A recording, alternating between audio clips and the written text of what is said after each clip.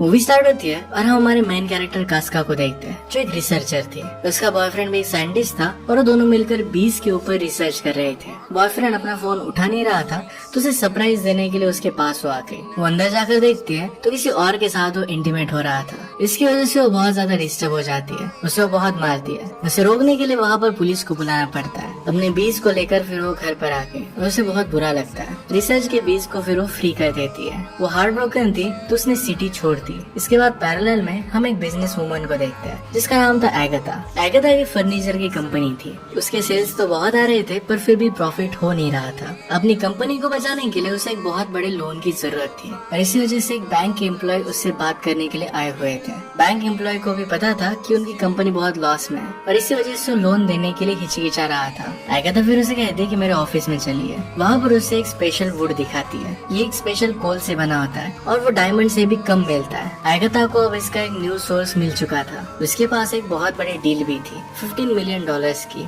Dubai में इसे cell करने वाली थी। इसके लिए फिर बैंक मैनेजर उसे लोन देने के लिए मान जाता है। वहाँ पर सिर्फ यही प्रॉब्लम थी कि जहाँ पर एगाथा को एक वुड मिला था वो लैंड अब तक उसकी थी नहीं। एगाथा की आधी कंपनी भी उसके ब्रदर की थी जिसका नाम था पैट्रिक। पैट्रिक एक एडवेंचरर था, हमेशा यहाँ वहाँ घूमता रहता था। अगर उसके पास पैसे नहीं होते थे तो लोगों से वो लोन ले लेता। आज ऐसे एक आदमी उसे लोन वसूल करने के लिए आया हुआ था। उसे कहता है कि तुम पर 10 मिलियन का कर्जा है। इस बात से पैट्रिक बहुत डर जाता है। उसे याद नहीं आ रहा था कि उसने लोन कब लिया था। उसके पास लोन पे करने के लिए बहुत ही कम टाइम था तो फिर वो अपनी सिस्टर को कॉल करता है। जब भी उसे किसी लोन की जरूरत पड़े तो हमेशा अपनी सिस्टर को ही कॉल करता है। नेक्स्ट सीन में हम दो फ्रेंड्स को देखते हैं। इसमें से एक का नाम था वैकस और दूसरे का नाम था जैड्रस। जो लैंड एगाथा बाय करना चाहती थी ये उन दोनों की ही थी। अगर दोनों मिलकर ये लैंड सेल नहीं करते तो एगाथा उनकी लैंड बाय नहीं करने वाली थी। वैकस की डॉटर उसके पास आती है और कहती है कि मुझे आपसे कुछ बात करनी है। वैकस कहता है कि हम बाद में बात करेंगे और उसने बात टाल दी। वो फिर जैड्रस के बेटे के साथ वहाँ से चली जाती है। थोड़ी देर में वहाँ पर एगाथा आ गई। वहाँ पर वो अपने साथ सिटी ऑफिशियल को भी लेकर आई थी ताकि कोई भी फ्रॉड वगैरह उसके साथ ना हो। हम फिर इसी सिटी में कास्का को आता हुआ देखते हैं। लैंड के बारे में डिस्कशंस वगैरह स्टार्ट होती है। इसी बीच में वैकस वहाँ से उठ जाता है क्योंकि उसे एगाथा अच्छी नहीं लगती। उसके पीछे पीछे जैड्रस भी आ गया। कहता है कि हम दोनों को लैंड सेल करनी ही पड़ेगी। उन दोनों में लड़ाई हो रही थी तभी वैकस की डॉटर वहाँ पर आके वो कहती है कि मैं प्रेग्नेंट हूँ। वो दोनों फिर इस बात पर शांत हो जाते हैं। वैकस की डॉटर का जैड्रस के बेटे से ही अफेयर चल रहा था। वो दोनों शादी करने वाले थे।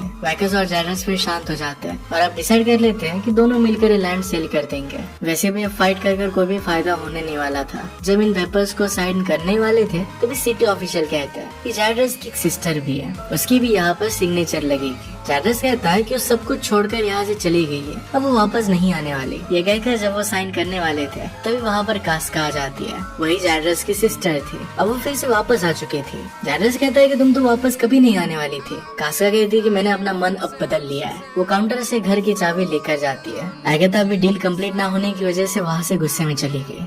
कास्का वहाँ के अपने घर पर आती है। उसे अपने बॉयफ्रेंड का कॉल आता है तो उससे उसका बैग छूट जाता है। ये बैग जाकर पैट्रिक से टकरा गया जो अपनी बाइक पर था। उसका थोड़ा सा एक्सीडेंट हो जाता है। उल्टा कास्का उसी पर चिल्ला रही थी। पैट्रिक कहता है कि किसी को कोई भी चोट नहीं आई, तुम्हें इतना चिल्लाने की जरूरत नहीं है। वो उसके साथ फ्लर्ट करने लग गया और फिर वहाँ से चला जाता है। इसके बाद वो एगाथा के पास आता है। वो एगाथा को कहता है कि मुझे 10 मिलियन चाहिए। एगाथा कहती है कि इसके बदले में तुम्हें अपने 50% शेयर मुझे देने पड़ेंगे। पैट्रिक इस बात के लिए मान जाता है। एगाथा कहती है कि तुम्हें और एक काम करना पड़ेगा।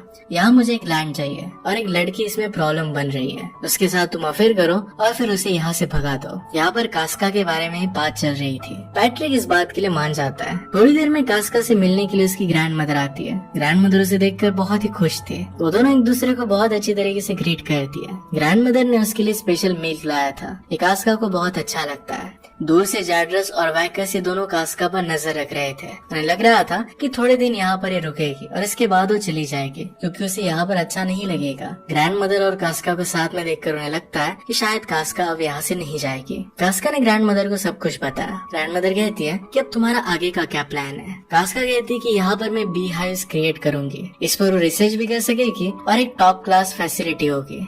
ग्रैंडमा उससे पूछती है कि ये सब तुम करोगी कहाँ पर। कास्का कहती है कि यही मेरे हाउस में करूंगी। ग्रैंडमा कहती है कि जगह इनफ नहीं होगी, वो उसे अपना खुद का घर दे देती है और कहती है कि तुम इस जगह पर ये सब बना सकते हो। कास्का को ये सब सुनकर बहुत अच्छा लगता है। रात में बाहर तूफान आया हुआ था, बहुत बारिश गिर रही थी। कास्का बाहर देखती है तो पैट्रिक वहाँ पर टेंट लगाने की कोशिश कर रहा था। कास्का बाहर गई और कहती है कि ये प्राइवेट प्रॉपर्टी है, तुम यहाँ पर टेंट नहीं लगा सकते। पैट्रिक बहुत ज्यादा स्ट्रगल कर रहा था। उसे कहती है कि तुम्हें अंदर रहना चाहिए या इस तूफान में तुम रह नहीं पाओगे। पैट्रिक कहता है कि मैं बहुत सारे माउंटेन चढ़ कर आया हूँ, मुझे इस तरीके की तूफानों की आदत है। कास्का कहती है कि यहाँ पर बेयर्स रहते हैं और वो भी 12, वो तुम्हें जिंदा खा जाएंगे। पैट्रिक फिर डर जाता है और उसके साथ घर में अंदर आ जाता है। कास्का ने कहा कि तुम्हें अपने कपड़े निकाल लेने चाहिए, वो भीगा हुआ था। पैट्रिक को लगता है कि कास्का उसमें इंटरेस्टेड है, वो फिर अपने सारे कपड़े निकाल देता है। कास्का इस बात पर सिर्फ हंस देती है और उसके लिए कपड़े लेकर आती है। बाद में कास्का उसे कहती है कि अपनी सारी गंदी चीजें लेकर मॉर्निंग में यहाँ से चले जाना। पैट्रिक कहता है कि यहाँ से जाने के लिए मेरे पास कुछ भी नहीं है, वो इसी टाउन में रहकर कोई होटल ढूंढेगा। रात वो यहीं पर बिताने वाला था तो कास्का कहती है कि बाहर जाकर वुड्स लेकर आओ। वो जब वुड लेने के लिए गया तो देखता है कि वैकस और जेड्रस एक कास्का की बी हाइव चुरा कर लेकर जा रहे थे ताकि वो यहाँ पर बिजनेस ना कर पाए। पैट्रिक देख लेता है और उन्हें यहाँ से भगा लेता है। इसमें कास्का के बी हाइव टूट गए थे। कास्का जब ये देखती है तो इस बात पर बहुत गुस्सा हो जाती है। गुस्से में पैट्रिक को यहाँ से निकाल देती है। रास्ते में उसे एक बहुत बड़ी गोट दिखी, ये पैट्रिक को इंजोर कर देती है। इसके बाद फिर वो हॉस्पिटल में आ गया। हॉस्पिटल की डॉक्टर उसके साथ फ्लर्ट कर रही थी। पैट्रिक रियलाइज करता है और जल्दी से वहाँ से निकल जाता है। इसके पीछे हम देखते हैं कि एक आदमी उससे पैसे लेने के लिए उसे ढूंढ रहा था। वैकस और जैड्रस सोच रहे थे कि कास्का अब यहाँ से कैसे जाएगी। उन्हें आइडिया आता है कि यहाँ के अगर किसी लड़के से वो प्यार करती है और अगर उस लड़के ने उसे धोखा दे दिया तो वहाँ से वो भाग जाएगी। वो फिर इस लड़के को ढूंढने की कोशिश स्टार्ट कर देते हैं। वो अलग अलग लड़कों की इंटरव्यू ले रहे थे पर उन्हें कोई भी पसंद नहीं आता। कास्का ने टाउन के बहुत सारे लड़कों को ऑलरेडी रिजेक्ट किया हुआ था। इसके बारे में पैट्रिक को पता चलता है। पैट्रिक जाकर उनसे बात करता है और कहता है कि तुम लोगों का काम मैं कर सकता हूँ। उनसे भी वो डील कर लेता है। कहता है कि मुझे कास्का के ऊपर सारी इन्फॉर्मेशन चाहिए। पहले तो जैड्रस इसके लिए मना कर रहा था पर वैकस फिर उसे मना लेता है। सब मिलकर फिर एक प्लान बनाते हैं। अगले दिन कास्का अपने बी हाइव्स के लिए वुड ढूंढ रही थी। रात में उसकी छत भी लीक होने लग गई थी तो इसके लिए भी उसे वुड की जरूरत पड़ने वाली थी। वो अलग अलग जगह पर जाती है पर कोई भी उसे हेल्प नहीं कर रहा था। वो सब लोग कह रहे थे कि सारा वुड हमने ऑलरेडी सेल कर दिया है। ये वुड वैकस और जैड्रस ने मिलकर ही बाय किया था ताकि कास्का को हेल्प हो ना सके। जब कास्का घर पर आती है तो पैट्रिक उसके लिए बी हाइव्स लेकर आया था। कास्का को देखकर बहुत अच्छा लगता है पर उसे पूछती है कि तुमने ये सब लाया कहाँ से। पैट्रिक कहता है कि मैं कुछ भी कर सकता हूँ, मैं खुद एक बहुत ही अच्छा कारपेंटर हूँ। कास्का इम्प्रेस तो थी पर फिर भी उसे ज्यादा भाव नहीं देती। पैट्रिक फिर खुद उसका रूफ अच्छी तरीके से फिक्स करने लगता है। ये करते करते नीचे गिर गया। कास्का उसे उठाकर बेड में लेकर आती है। पैट्रिक को फिर से लगता है कि कास्का उसमें इंटरेस्टेड है। वो जानबूझकर इंजर्ड होने का नाटक कर रहा था। कास्का ने बात देख ली। वो अपनी ग्रैंड मदर को बुला लेती है। दोनों मिलकर फिर प्रिटेंड करते हैं कि उसकी वो केयर कर रहे हैं पर उसे झाड़ू से बहुत मारते हैं। पैट्रिक बेचारा वहाँ से भाग जाता है। पैट्रिक पर उसकी सिस्टर भी बहुत प्रेशर बना रही थी। तुम्हारे पास बहुत ही कम टाइम है, जल्दी तुम्हें काम कंप्लीट करना पड़ेगा। पैट्रिक नदी के पास था और उसे फिर से वही गोट दिखती है। वो फिर से उसे इंजोर कर देती है। पैट्रिक फिर डॉक्टर के पास आ गया। डॉक्टर ने उसका इलाज किया। तभी वहाँ पर पैट्रिक से पैसे मांगने वाला आदमी आ चुका था। जल्दी से पीछे के डोर से पैट्रिक भाग जाता है। डॉक्टर बेचारी फिर से डिसअपॉइंटेड हो गई थी। डॉक्टर फिर उस आदमी को बिठा लेती है। इसके बाद नेक्स्ट सीन में देखते हैं कि पैट्रिक वैकस और जैड्रस से मिलता है। उन्हें कहता है कि उसे जरा प्रॉब्लम आ रही है पर वो स्लोली ये काम कर डालेगा। पैट्रिक कास्का के साथ करीबिया कैसे बढ़ा है इसके बारे में वो डिस्कस करते हैं। नेक्स्ट सीन में देखते हैं कि कास्का की ग्रैंड मदर के यहाँ पर वो सब मिलकर लीकर बना रहे थे। उसकी ग्रैंड माँ बहुत ही स्ट्रॉन्ग लीकर बनाती थी और ये बनाना इलीगल था। यहाँ पर वो सब लोग मिलकर बात कर रहे थे। डॉक्टर कहती है कि मेरे पास पैट्रिक आया हुआ था। कास्का को लगता है कि शायद डॉक्टर और पैट्रिक के बीच में कुछ हुआ और इस वजह से वो जरा अपसेट हो जाती है। वो कहती है कि अब मुझे किसी भी आदमी को डेट नहीं करना है। डॉक्टर कहती है कि पैट्रिक के जाने के बाद और एक आदमी आया था, वो एक असली मर्द था। कास्का फिर समझ जाती है कि डॉक्टर और पैट्रिक के बीच में कुछ भी हुआ नहीं था। थोड़ी देर में वहाँ पर पैट्रिक सिटी ऑफिशियल्स के साथ पहुँच जाता है। अगर वो अंदर आता है तो कास्का की ग्रैंड मदर को जेल भी हो सकती है क्योंकि लीकर इस तरीके से बनाना इलीगल था। इसी वजह से उन्हें वो बाहर ही रुकाते हैं। कास्का के पास कोई ऑप्शन नहीं रहता और वो कहती कि पैट्रिक मेरे साथ रुक सकता है। ये सब पैट्रिक का प्लान ही था। पैट्रिक कास्का के घर पर आकर उसे कहता है कि तुम्हें अब फाइनली मुझे घर पर रहने देना ही पड़ेगा। कास्का कहती कि मैं तुम्हें ऐसे ही नहीं रहने दूंगी, तुम्हें यहाँ पर काम भी करने पड़ेंगे। पैट्रिक कास्का को पूछता है कि तुम यहाँ पर क्या बिजनेस करना चाहती हो। कास्का उसे सारी डिटेल्स देती है। इसके बाद उसे लकड़ियाँ तोड़ने के लिए कहती है। पैट्रिक को उतना ज्यादा अच्छा आता नहीं था। ये देखकर कास्का उस पर हंस रही थी। जैसे वो वहाँ से चली जाती है वैसे वैकस और जैड्रस अपने आदमी लेकर वहाँ पर पहुँच जाते हैं और जल्दी से सारे वुड को कट कर देते हैं। थोड़ी देर में जब कास्का वापस आई तो इम्प्रेस्ड हो जाती है कि पैट्रिक ने इतना सारा वुड तोड़ा कैसे। इसके बाद पैट्रिक खुद की बड़ाई करता है। अंदर आने के बाद वो थोड़ा सा कुक करता है। कास्का को ये सब चीजें बहुत अच्छी लगती है। रात में उसके डोर के बाहर वो वाइन लेकर खड़ी हुई थी। वो नॉक करने वाली थी पर अपना माइंड वो चेंज कर लेती है।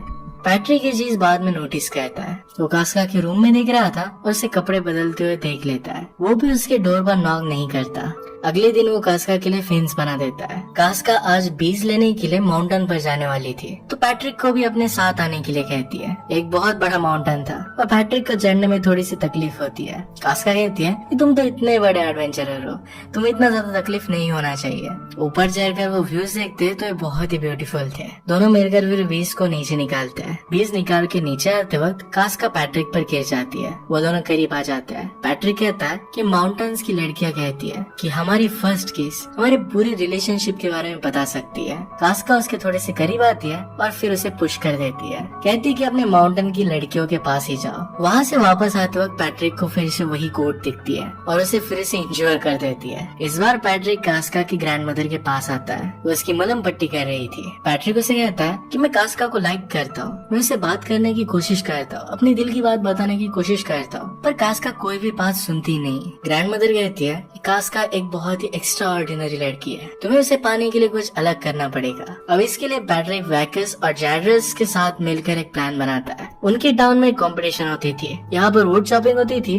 और सब लोग मिलकर वुड चॉप करते थे। बड़े बड़े वुडन ब्लॉक्स लेकर इन्हें कैरी करना होता था और जो ये पहले कर ले ये जीत जाता था। इसमें लोग इंजर्ड भी हो जाते थे। इसी कंपटीशन में पैट्रिक हिस्सा ले लेता है। कास्का को इसके बारे में पता नहीं था। उसे देखकर वो सरप्राइज्ड हो जाती है। उसे रोकने के लिए जाती है। कहती कि ऐसा मत करो, इसमें तुम इंजर्ड हो जाओगे, तुम कभी भी इसमें जीत नहीं सकते। पैट्रिक कहता है कि अगर मैं इसमें जीत गया तो मेरे साथ कॉफी पर आना। कास्का कहती है कि कुछ भी बात मत कहो। पैट्रिक कहता है कि अगर मैं जीतने नहीं वाला तो तुम मेरे साथ बेट लगा सकती हो। इसके बाद कंपटीशन स्टार्ट हो जाती है। हम पैरेलल में देख सकते हैं कि जिन भी लोगों ने कंपटीशन में हिस्सा लिया था उन सबको वैकस और जैड्रस पैसे दे रहे थे, यानी कि वो खुद से आ जाए और पैट्रिक जीत जाए। सिर्फ एक ही आदमी उनसे पैसे नहीं लेता क्योंकि वो जीतना चाहता था। पैट्रिक और फिर उस आदमी में रियल की कंपटीशन होती है और फाइनली इसमें पैट्रिक जीत जाता है। दूसरे आदमी का वुडन ब्लॉक किसी पर गिरने वाला था पर उसे भी पैट्रिक बचा लेता है। कास्का पैट्रिक से गुस्सा हो जाती है और वहाँ से चली जाती है। ग्रैंडमदर पैट्रिक से कहती है कि मैंने तुम्हें ये सब नहीं करने के लिए कहा था, तुम्हें किसी की फीलिंग्स के साथ नहीं खेलना चाहिए। आज रात कास्का उसे घर के अंदर नहीं लेने वाली थी। कास्का को तभी पार्सल ऑफिस से कॉल आता है और उसकी बीज आई थी। 2 दिन के लिए वो बीज वहीं पर है, उसे जल्दी जाकर वो लेकर आनी पड़ेगी वरना वो मर जाएगी। वो फिर पैट्रिक को कहती है कि हमें जल्दी चलना पड़ेगा। वो जल्दी से वहाँ पर पहुँच तो जाते हैं पर जरा लेट हो गया था और इसी वजह से ऑफिस बंद हो रहा था। ऑफिस बंद करने वाली एक लेडी थी। पैट्रिक जल्दी से जाकर उससे बात करता है और उसे अपनी अच्छी बातों की वजह से मना लेता है ताकि वो ऑफिस को फिर से खोल सके। थोड़ी देर में पैट्रिक कास्का को पार्सल लेकर वापस आ जाता है। कास्का को देखकर बहुत ही अच्छा लगा। वो पैट्रिक को गले लगा लेती है। घर आकर उसके साथ वो इंटीमेट होने लग गए। पैट्रिक को उसके साथ ये सब करना गलत लगता है तो कहता है कि मैं तुम्हें कुछ कहना चाहता हूँ। कास्का कहती है कि आप कुछ भी मत कहो। उसके साथ वो इंटीमेट हो जाती है। अगली सुबह पैट्रिक वहाँ से निकल जाता है। वो वैकस और जैड्रस के पास आ जाता है और उन्हें सब कुछ सच्चाई बता देता है कि उसी की सिस्टर के लिए काम कर रहा था। घर पर पैट्रिक का फोन नीचे ही गिरा हुआ था। उसे एगाथा का कॉल आ रहा था। इस कॉल की वजह से कास्का समझ जाती है कि पैट्रिक अपनी सिस्टर के कहने पर ये सब कर रहा है। इससे वो बहुत ज्यादा गुस्सा हो गए। पैरेलल में वैकस और जैड्रस भी बहुत गुस्सा थे। उनमें लड़ाई चल ही रही थी तभी वहाँ पर कास्का आ जाती है। कास्का कहती कि मेरे साथ ये सब करने के लिए तुम्हें कितने पैसे मिले। उससे कन्फ्रंट करती है और रोते रोते वहाँ से जा रही थी। कहती कि अब इस टाउन में मेरे लिए कुछ भी नहीं है। अब वो वहाँ से हमेशा के लिए जाने वाली थी। ये सब बातें वहाँ के सिटी ऑफिशियल सुन रहा था। उनसे कहता है कास्का अब यहाँ से जाने वाली है तो उसके लैंड में जो ट्रेजर है उसका क्या। उन सबको ट्रेजर के बारे में कुछ भी पता नहीं था। ये बात सिर्फ एगाथा ही जानती थी कि वहाँ का वुड ट्रेजर के बराबर है। वो फिर सिटी ऑफिशियल से सब कुछ उगलवा लेते हैं कि एक्चुअल में यहाँ पर चल क्या रहा है। अब इस वुड का पूरा कंट्रोल लेने का सब मिलकर एक प्लान बनाते हैं। वहाँ पर कास्का की ग्रैंड मदर भी थी। पैट्रिक उन्हें सॉरी कहता है। वो कहता है कि सारे गुंडे वगैरह ये सब मेरे सिस्टर ने मेरे पीछे लगाए थे ताकि उसका काम वो कर सके। वो भी अपनी सिस्टर के खिलाफ था। वो उन्हें सॉरी कहता है कास्का के साथ ये सब करने के लिए। अब वो एक्चुअल में कास्का से प्यार करने लग गया है। उसे वो धोखा नहीं देना चाहता था। पैरेलल में हम देखते हैं कि डॉक्टर और जो गुंडा पैट्रिक के पीछे था उन दोनों के बीच में अफेयर हो जाता है। उसे जाकर कन्फ्रंट करते हैं। वो गुंडा फिर अगेता के पास जाता है और कहता है कि काम अब कंप्लीट होने वाला है। इसके बाद हम देखते हैं कि वो सब मिलकर अगेता के साथ मीटिंग करते हैं। उसे फाइनली कह देते हैं कि अब लैंड वो सेल करने वाले हैं। पैट्रिक फिर अगेता से अपने 50% शेयर सेल कर पैसे ले लेता है। ये सारे पैसे वो कास्का की बी हाइव बनाने के लिए इन्वेस्ट करते हैं। जाड्रस कास्का को आकर सॉरी कहता है और वो फिर से फैमिली बन जाते हैं। इसके बाद नेक्स्ट सीन में हम देखते हैं कि अगेता बैंक एम्प्लॉय को लैंड दिखाने के लिए आई हुई थी। वहाँ पर पैट्रिक पहुंच जाता है। पैट्रिक कहता है कि वैकस, जाड्रस और मैं मिलकर अब हमारी वुड की कंपनी स्टार्ट कर रही है। हम हमारा खुद का फर्नीचर दुबई के क्लाइंट को सेल करेंगे। अगेता के पास कुछ भी नहीं है। बैंक अब ये सब बिजनेस करने के लिए डायरेक्टली पैट्रिक को लोन देने वाली थी। पैट्रिक ने ऑलरेडी दुबई के क्लाइंट के साथ बात कर डील फाइनलाइज कर ली थी। सब लोग अब बहुत ही खुश थे। नेक्स्ट सीन में हम देखते हैं कि जाड्रस के बेटे और वैकस की बेटी की शादी हो जाती है। कास्का को भी अब पता था कि पैट्रिक ने उसके लिए ये सब कुछ किया है। वो फिर उसके पास आता है। वो कहता है कि मेरे पास इस टाउन में रहने के लिए जगह नहीं है, क्या कोई जगह तुम्हें पता है? कास्का कहती है कि क्या तुम यहाँ पर सिर्फ थोड़े दिनों के लिए रुकोगे या फिर ज्यादा रुकने का भी कुछ प्लान है? पैट्रिक कहता है कि मैं हमेशा अब तुम्हारे साथ ही रहना चाहता हूँ। कास्का फिर उसे माफ कर देती है। वो दोनों एक दूसरे को किस करते हैं और अब एक दूसरे के साथ है। फाइनली उन दोनों के डांस के साथ ही मूवी एंड होती है। अगर आपको एक्सप्लेनेशन अच्छा लगता है तो प्लीज लाइक और कमेंट जरूर कर दीजिएगा। मैं बहुत सारी मूवीज लेकर आते रहता हूँ, तो प्लीज चैनल को सब्सक्राइब कर दीजिए और बेल नोटिफिकेशन आइकन दबाना मत भूलिएगा। फिर से मिलेंगे और एक नए वीडियो के साथ। तब तक के लिए थैंक यू और आप अपने आप का ख्याल रखिए।